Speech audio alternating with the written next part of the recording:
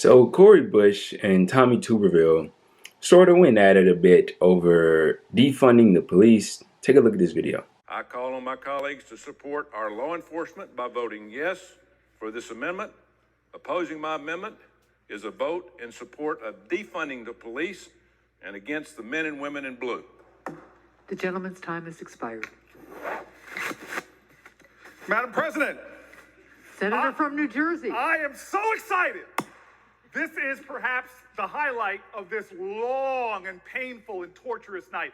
This is a gift. If it wasn't complete abdication of Senate procedures and esteem, I would walk over there and hug my colleague from Alabama.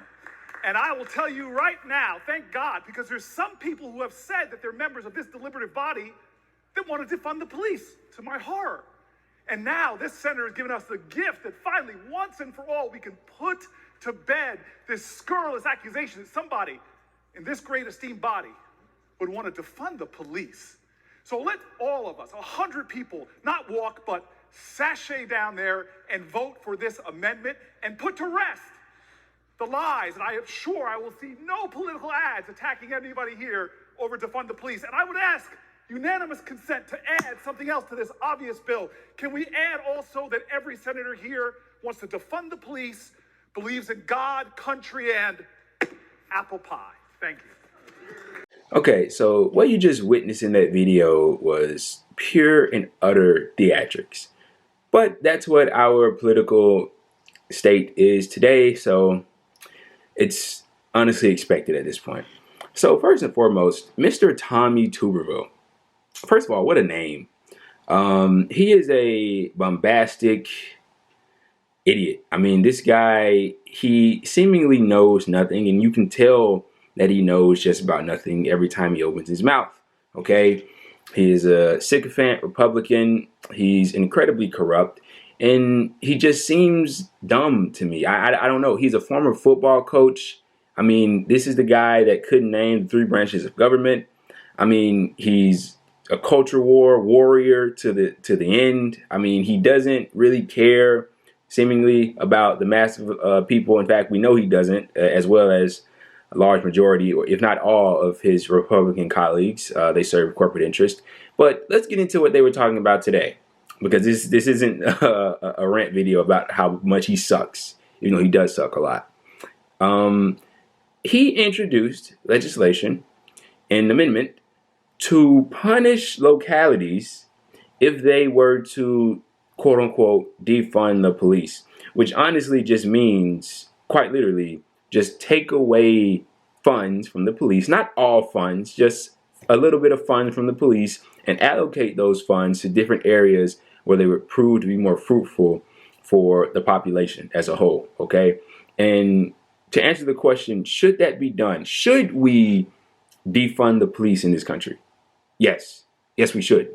But it isn't that simple, okay? And I'll get into that in just a second. Let's go over how defund the police came about and what it is, okay? Defund the police, and I'm going to tie this into what those two were going on about, was started from the American people. It was birthed from protest, okay? When I say the American people, I don't mean everybody. It was birthed from protest from people that were fighting against police brutality and social injustice. And their solution to fighting these things was to defund the police. Let's defund the people that are causing us so much harm. That was their solution, okay? That was birthed literally in protest during mass movements. No politician came up with defund the police. Let's end that right now. Not a single politician. That wasn't their idea. They didn't come up with it. None of them support it. I can only point to one politician that I've seen that at least nominally supports defunding the police, and that's Cory Bush. That's other than her, nobody else is on that hill. Nobody. Literally nobody. So the fact that this idiot, Tommy Tuberville, wants to introduce legislation, here we go now, with the hopes of getting Democrats to vote against it to prove that they're for defunding the police, This guy lives on La La Land. He doesn't live on planet Earth. He has this outlook on, what is he seeing? What is he seeing? How can he draw the conclusion that these corporate Democrats, these corrupted Democrats, as is he, but he's a Republican, is for defunding the police in any form or fashion? I mean, what the fuck? And Cory Booker puts on his theatrics because, he's not for it. Okay. He says that he's for police reform, but their type of reform isn't the kind of reform that we want at all.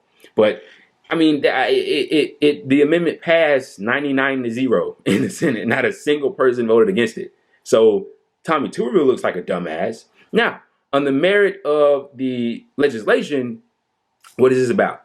It's about punishing localities for directing funds away from the police. So defunding the police is a movement, as I explained before, to put funds in other areas. So you know how, let me just preface these comments by saying this. The police in this country are asked to do way too much. Way too much. Now, I'm not absolving them of the wrongdoings and, the atrocities, to be quite honest with you, that they commit to certain portions of the population. I mean, it's on video after video after video. Murdering, beating innocent, unarmed people. We've seen it time after time after time. Okay? This is not to absolve them of any of that. Okay? But this whole, it's a couple bad apples argument. No. In order to fix this system, you need to just put your hand in the soil and just pull up the entire root, pull up the whole fucking tree, plant, whatever it is, because it's not a bad apple thing anymore. And I think it's been put quite clearly on display that that's not what we're dealing with. But the basis behind this is you take away funds from the overly bloated police budgets, because they are, just like our military budget, but that's an entirely different story. Take away funds from the overly bloated police budget, all the money that they use to get tanks and, machine guns of death and, Humvees, shields, gas, whatever the fuck they use against protesters. Take money away from there and put it into other areas. So if a suicidal person calls the police, there was actually a case. I can't tell you the specifics of it because I'm blanking right now. But there was a case where a person that was suicidal either called the police or one of their family members called the police. The police showed up. They killed him. He had a gun to his head, ready to kill himself. The police showed up.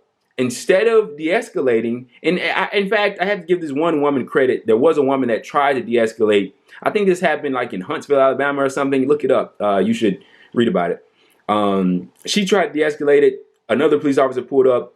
He told the guy to drop the gun. He was holding the gun to his own head. He wasn't pointing it at police. He shot the guy dead.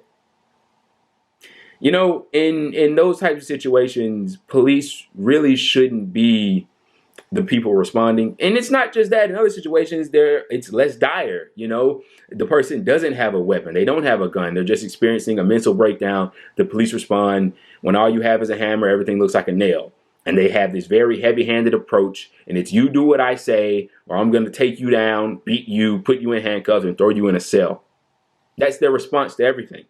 And the same thing, in my opinion, goes for traffic laws. I don't think police officers should be the ones pulling you over when you're speeding, running a red light, running a stop sign. We have the ability to create something to the effect of a traffic force. Unarmed individuals with lights on their cars, cameras, they pull you over. Okay, you want to run? We got your license plate. We know what your car looks like. We may know what you look like. We will find you. It's not difficult.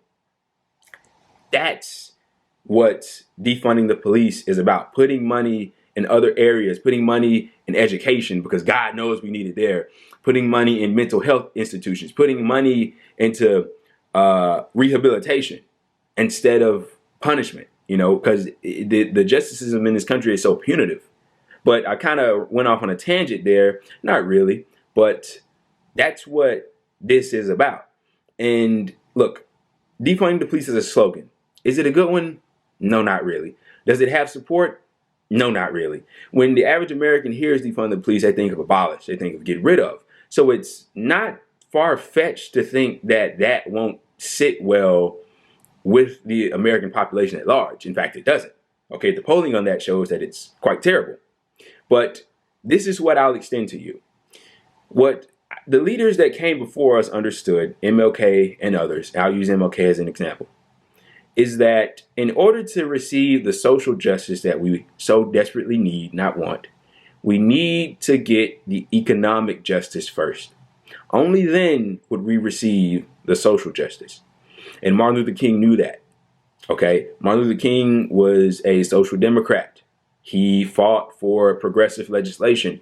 He knew the ins and outs of these things. In fact, if you can recall, Martin Luther King was killed after marching with the sanitation workers in Memphis on a labor strike. Okay, he was on a poor people's campaign when he was killed. Okay, that's the fight that they want you to stray away from.